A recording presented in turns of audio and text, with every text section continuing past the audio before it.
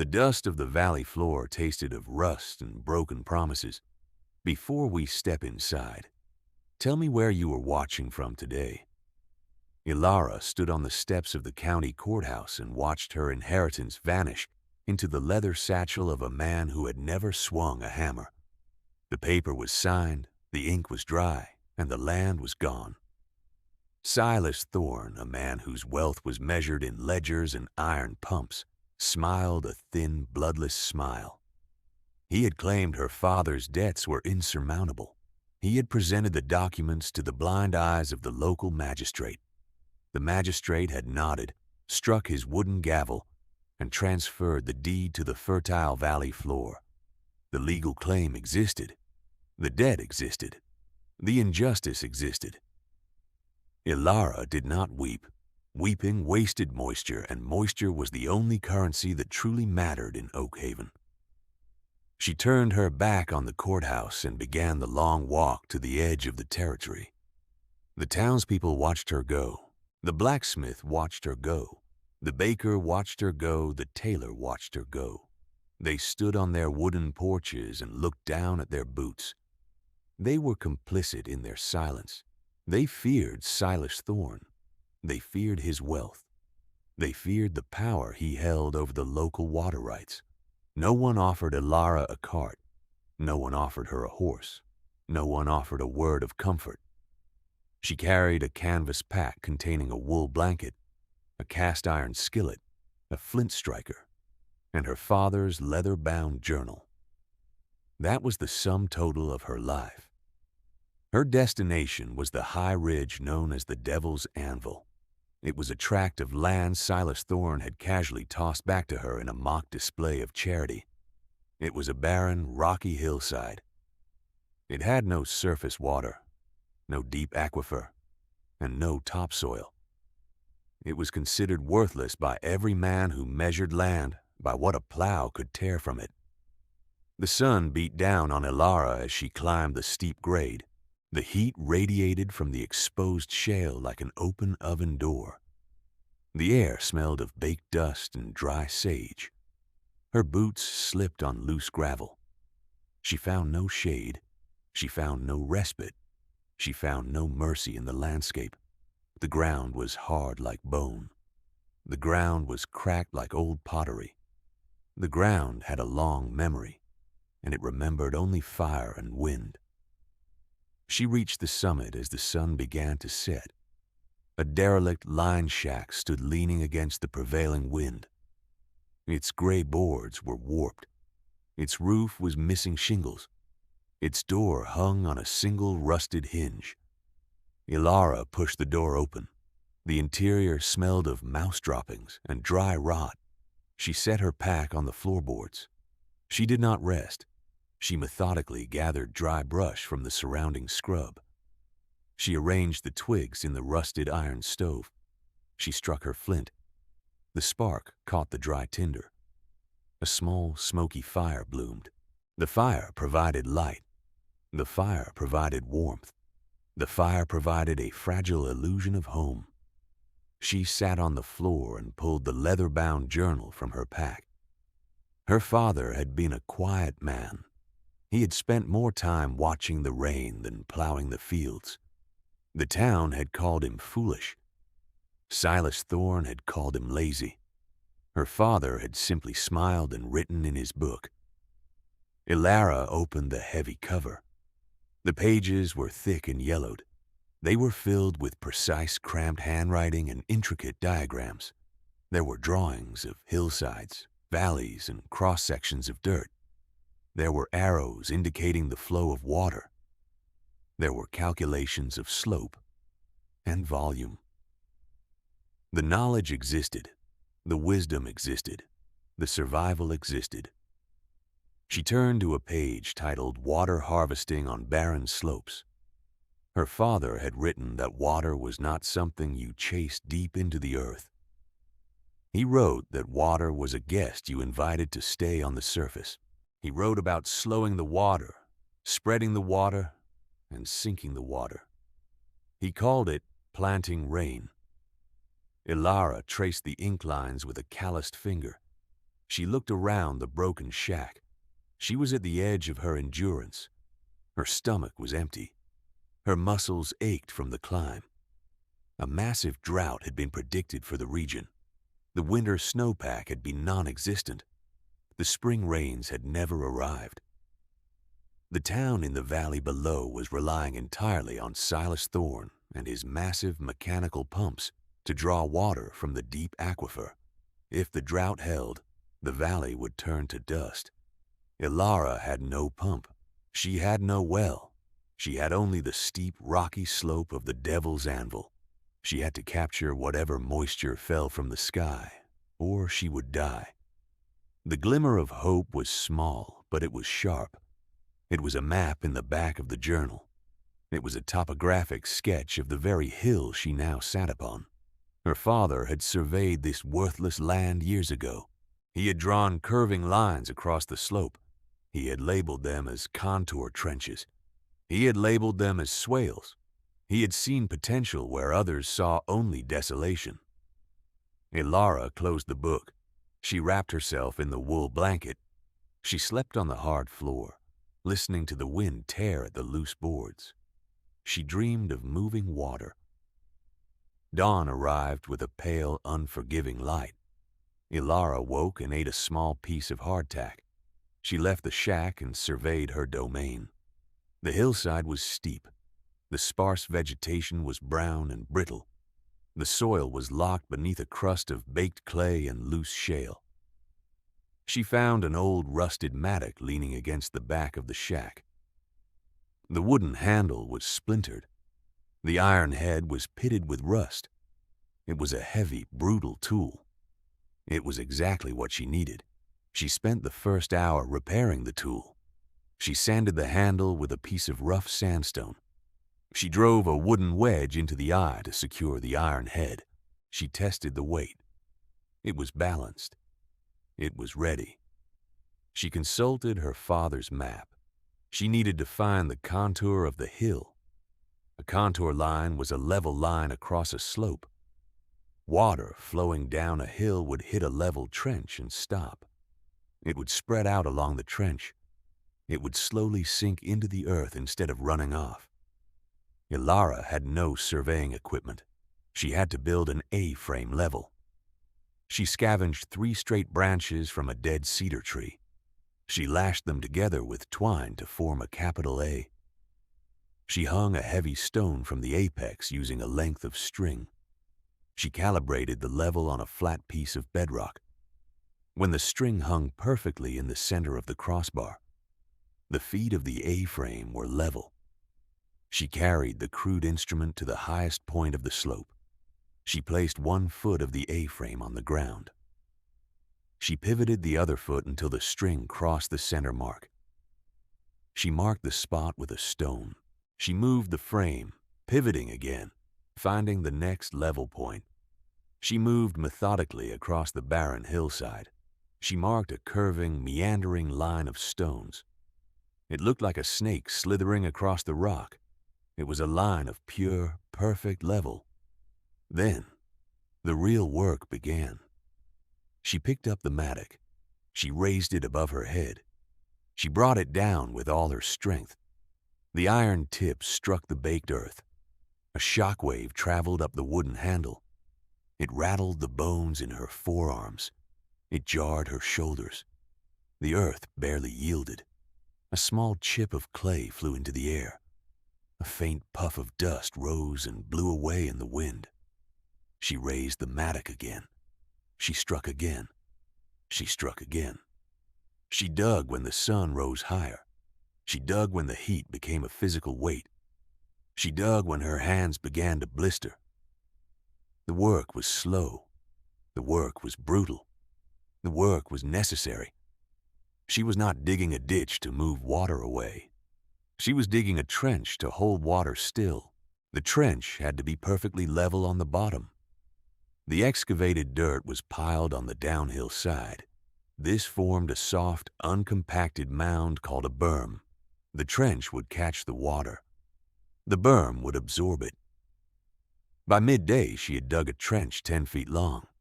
It was 18 inches wide and a foot deep. Her clothes were soaked with sweat. Her face was coated in gray dust. Her hands were raw and bleeding. She stopped to drink from her canvas canteen. The water was warm and tasted of canvas. She had only a few gallons left. She looked down at the valley. She could see the green squares of Silas Thorne's fields. She could see the silver glint of his massive water pump. She could see the dust rising from the road as riders passed by. Occasionally, a rider would look up at the hill. They saw a lone woman swinging a pickaxe into dead rock. They saw the meandering, seemingly random line of her ditch. The sound of their laughter drifted up the hill on the hot wind. They laughed at her effort. They laughed at her ignorance. They laughed at her useless ditches. Ilara did not shout back. She did not shake her fist. She simply turned back to the trench. She raised the mattock. She brought it down. The metal struck stone.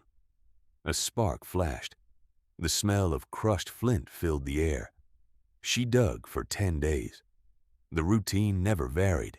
She woke before dawn. She ate a meager ration. She dug until the sun blinded her. She rested in the shade of the shack during the peak heat. She dug again until the stars came out. Her body changed. The blisters on her hands hardened into thick yellow calluses. The muscles in her back and shoulders grew dense and corded. Her skin burned dark brown. She lost weight, but she gained a terrifying mechanical endurance. The first swale was 50 yards long. It wrapped around the upper curvature of the hill like a protective arm. It was a monument to stubbornness. It was a scar on the face of the mountain. On the 11th day, the sky changed. The pale blue deepened into a bruised purple. The wind shifted, bringing the smell of ozone and distant rain. It was not the gentle, soaking rain the valley needed. It was a violent, localized summer thunderstorm. The clouds gathered over the devil's anvil. The thunder cracked like a breaking whip. The rain fell.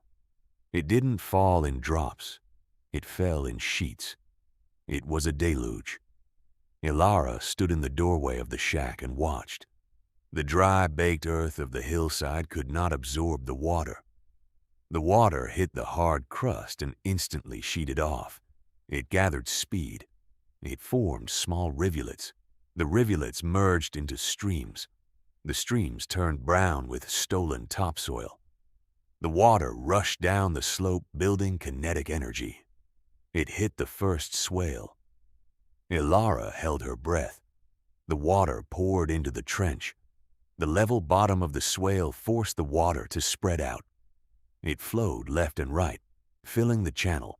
The muddy water rose against the downhill berm. The system was working. The ditch was catching the runoff. But the rain did not stop. The storm raged with unexpected fury. The volume of water was too great. The swale filled to the brim. The water found a slight depression in the soft earth of the berm. It began to spill over. A small trickle became a steady flow. The flowing water eroded the loose dirt. Within seconds, the trickle became a torrent. The berm blew out. A massive breach opened in the wall of the swale. Hundreds of gallons of captured water surged through the gap. It tore a deep gully down the hillside. It washed away rocks, dirt, and months of potential moisture. The water rushed down to the valley below, lost forever. The rain stopped as suddenly as it had begun. The sun broke through the clouds, glaring off the wet rocks. Ilara walked down to the breach. She stood in the thick brown mud. Her boots sank into the ruin of her work. The gap was 5 feet wide. The trench was empty. The earthwork had failed. Despair was a heavy, cold thing in her chest. She had spent her blood and sweat on this ditch. The storm had destroyed it in minutes. She wanted to throw the mattock into the valley. She wanted to walk away. But she remembered the words in the journal, observation over panic. She knelt in the mud. She looked at the edges of the breach. She looked at the path the water had taken. She realized her mistake. The failure had roots. The flaw was hidden inside the solution itself. She had built a wall to stop the water, but water could not be stopped absolutely. Water had to be directed. Water had to be given a safe path to overflow. The berm was made of soft, loose earth. When the water topped it, the earth dissolved. She needed a spillway. She needed a section of the berm that was perfectly level, slightly lower than the rest, and armored with unyielding stone. She stood up. She wiped the mud from her face. She did not despair. She gathered stones. She spent the next week repairing the breach. She packed the mud back into place. She tamped it down until it was hard. Then she built the spillway. She hauled heavy, flat rocks from the surrounding scree. She fit them together like puzzle pieces.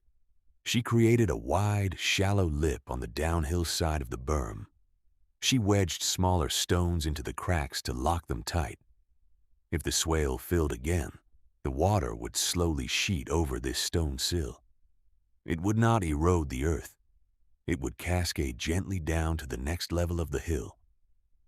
This meant she needed a second swale below the first. She picked up the A-frame level. She found the contour line 20 yards down the slope. She picked up the mattock. She began to dig again. The days bled into weeks. The heat returned with a vengeance. The brief thunderstorm had been an anomaly. The great drought settled over the region like a suffocating blanket. In the valley, the green fields began to turn yellow. The smaller creeks dried up completely. The townspeople looked at the sky with growing panic. They looked to Silas Thorne. Silas fired up his massive steam-powered pump. The machine roared day and night. It sucked water from the deep aquifer. It pushed the water into his irrigation canals. His fields remained green, while his neighbors' crops withered. He offered to sell water to the town, but the price was extortionate. He demanded deeds. He demanded businesses. He demanded absolute control. The town bled dry. On the hill, Ilara continued her methodical labor. She built 3 massive contour swales across the face of the Devil's Anvil. Each one was armored with stone spillways. She built small check dams in the natural erosion gullies. She stacked rocks into wire baskets to form gabions, slowing the flow of any future water. Her hands were like iron. Her mind was a ledger of slopes and volumes. Then the autumn rains finally came. They were not violent thunderstorms, but slow, steady drizzles. The rain fell for 3 days. Ilara walked her system in the freezing downpour. She watched the water sheet off the rocky peaks. She watched it flow into the first swale. The trench filled slowly. The water hit the level bottom and spread out, hundreds of feet in both directions. It reached the stone spillway. It spilled over in a perfectly flat, gentle sheet. It flowed down the hill and was caught by the second swale. The second swale filled and spilled into the third. The entire hillside became a series of still, shimmering ribbons of water. The water was not rushing away. It was resting. Because it was resting, it began to sink. The hard clay bottom of the trenches slowly softened. The water percolated downward, following gravity into the deep soil profile.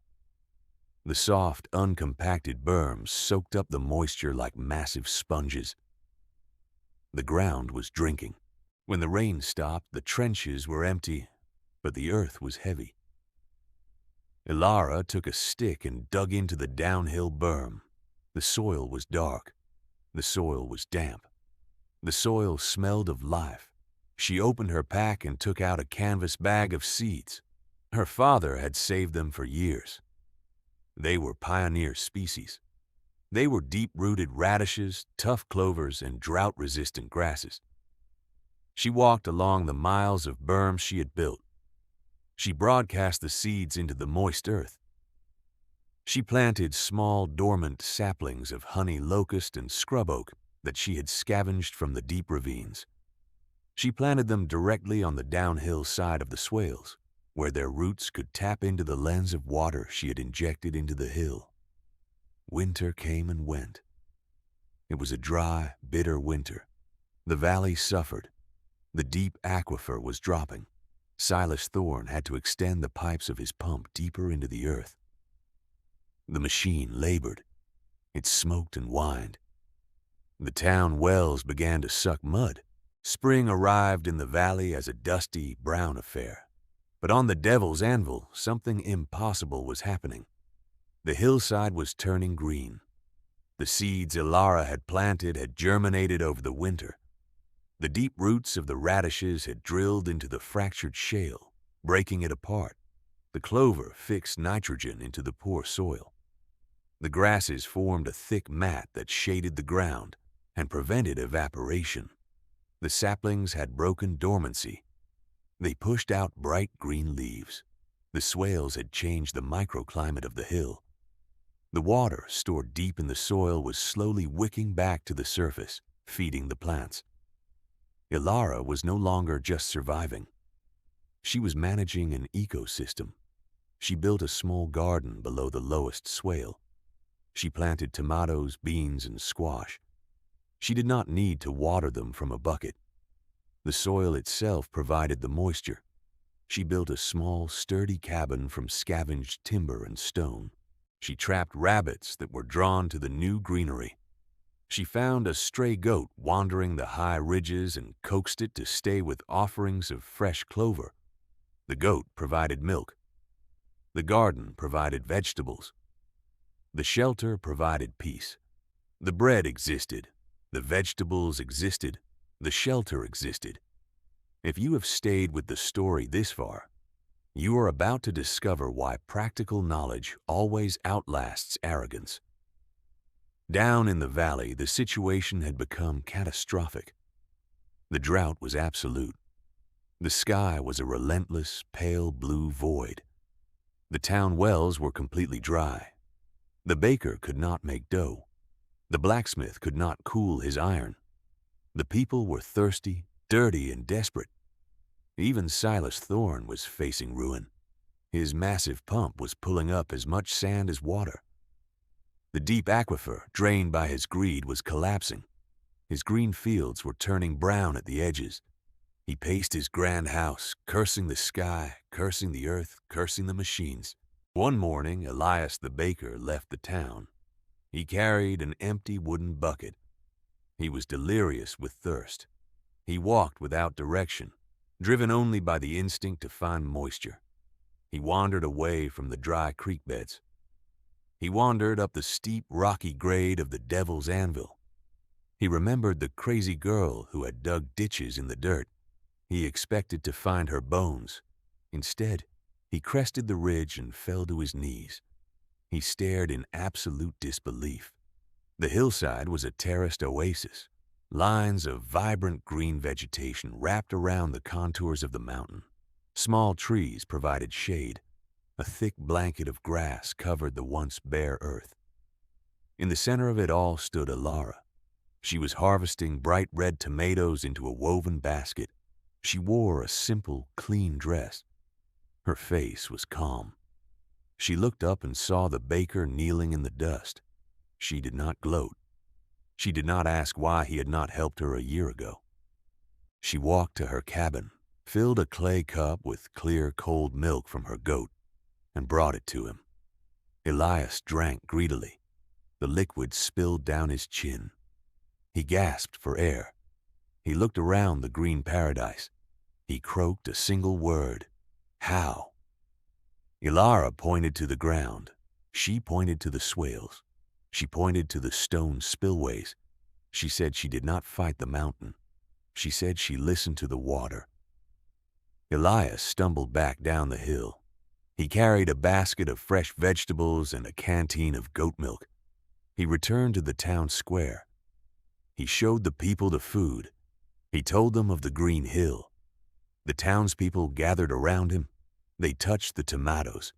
They smelled the fresh greens. It was a miracle. It was impossible. Word reached Silas Thorne. He refused to believe it. He strapped on his leather boots. He marched out of his grand house. He demanded the townspeople follow him. He intended to expose the fraud. He intended to show them that the girl was stealing water from his aquifer. A crowd of 50 dusty, thirsty people followed Silas up the long, hot road to the Devil's Anvil. They crested the ridge. The crowd fell silent. The contrast was staggering. Behind them was a valley of death and dust. Before them was a hillside bursting with life. Silas Thorne's face turned purple with rage. He stomped through the thick clover. He approached Elara, who was quietly repairing a tool near her cabin. He pointed a trembling finger at her. He demanded to know where her well was. He demanded to know what kind of illegal pump she was using. He shouted that she was siphoning the valley's water. Elara looked at him with cool, steady eyes. She held the repaired mattock in her hands. She told him there was no well. She told him there was no pump. She told him she had simply caught the rain he had let wash away. Silas refused to listen. He pulled a folded piece of paper from his coat. It was a deed. It was a legal injunction.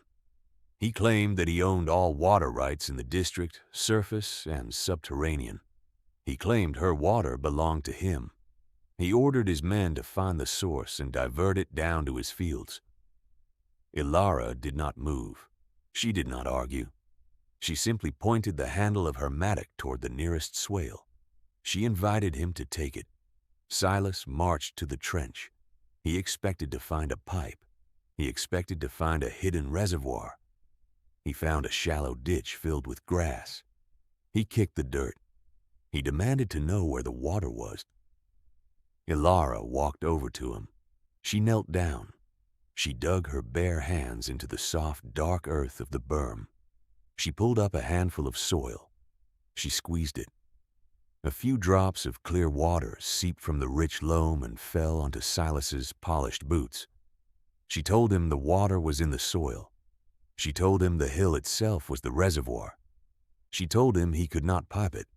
She told him he could not pump it. She told him he could not own it with a piece of paper. The only way to get the water was to grow roots. Silas stared at the handful of dirt. His mind, built on ledgers and iron, could not comprehend a system that relied on biology and gravity. He looked at the crowd of townspeople. He ordered them to dig up the hill and carry the dirt down to his farm. The townspeople did not move. They looked at Silas. They looked at his red face and his useless paper. Then they looked at Elara. They saw her strong hands. They saw her calm demeanor. They saw the undeniable proof of her competence. The blacksmith stepped forward. He didn't look at Silas. He looked at Elara. He removed his hat. He asked her if she could teach them how to build the ditches. He asked her if she could show them how to plant the rain. Elara looked at the faces of the people who had abandoned her. She saw their shame. She saw their thirst. She could have turned them away. She could have exacted revenge, but revenge was like runoff water. It was destructive and ultimately useless. She dropped the handful of moist earth back onto the berm. She told the blacksmith to go find a straight cedar branch and a heavy stone. She told him they were going to build an A-frame level. Silas Thorne stood alone in the clover. His authority had evaporated. His wealth was meaningless in a world where the currency was moisture and soil. He turned and walked back down the hill. He walked back to his dying fields. He walked back to his broken pump. He was never seen in the town square again. Over the next year, the town of Oakhaven transformed. The people abandoned the valley floor. They moved up into the foothills. Under Elara's quiet direction, they dug miles of contour swales. They built hundreds of stone spillways. They planted thousands of trees. They stopped fighting the landscape and started working with it. When the next rains came, the water did not wash away. It was caught. It was spread. It was sunk. The hills turned green. The springs that had been dry for decades suddenly began to flow again with clear, filtered water. The deep aquifer slowly began to recharge. Ilara did not become a mayor. She did not become a wealthy landowner. She remained in her cabin on the Devil's Anvil. She continued to observe. She continued to refine her systems. She continued to write in her father's journal, adding her own diagrams, her own calculations, her own wisdom. She had achieved not just survival, but mastery. She had vindicated her father's memory not with arguments, but with undeniable physical reality. The town learned that true wealth was not held in banks or defined by legal deeds. True wealth was held in the soil. It was held in the careful application of knowledge. It was built with sweat, stone, and the patient observation of nature. The useless ditches became the veins of a living valley. The barren hill became a monument to resilience. The girl they had laughed at became the architect of their salvation. If you enjoyed this story, please subscribe to Frontier Chronicles and consider becoming a paid member of our channel.